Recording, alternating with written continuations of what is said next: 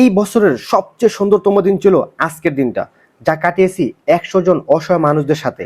এই মানুষের বেশি আপনজন নেই, নেই কোনো ইচ্ছার মূল্য, আছে শুধু লাঞ্ছনা আর অবহেলা।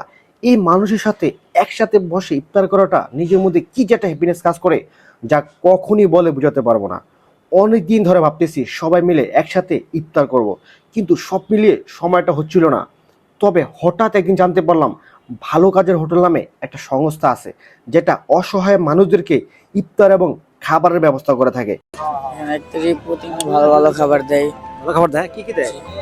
গরু মাংস দেয়, মুরগি দেয়, কোনদিন ডিম পোলাও দেয়, আবার ডিম খিচুড়ি দেয়। আচ্ছা আচ্ছা আচ্ছা। আপনার মুরগি দেয়, খিচুড়ি দেয়, গরু মাংস দেয়। আমি তাদের সাথে আলাপ করি, তবে সত্যি বলতে আমার ফিলিংসটা ছিল এক কথায় অন্যরকম।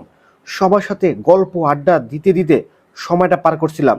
এদের সাথে সুন্দর এবং আনন্দদায়ক একটা ইফতার, যা আমার জীবনের সেরা দিনগুলোর মধ্যে একটি। তবে আপনারা অনেকেই ভাবতেছেন এত বড় একটা ইফতার অ্যারেঞ্জমেন্ট করতে অনেক টাকা খরচ হচ্ছে, কিন্তু আপনি শুনলে অবাক হবেন, যেখানে মাত্র 50 থেকে 60 টাকা হলেই এক বেলায় একজনের ইফতারের ব্যবস্থা করা যায়।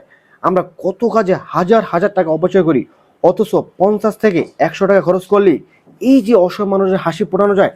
আপনি চাইলে যে কোনো সময় যে কোনো জায়গায় বসে সুবিধা বঞ্চিত শিশুদের জন্য ইফতারের ব্যবস্থা করতে পারেন। আমি কিন্তু কখনো কোনো ভিডিওতে বলি না যে আপনি শেয়ার করেন। সো আজকে বলবো এই ভিডিওটা অবশ্যই শেয়ার করবেন, আর আপনি শেয়ারের মাধ্যমে অনেকে দেখবেন এবং অনেকে এই অসহায় মানুষের পাশে দাঁড়াবেন।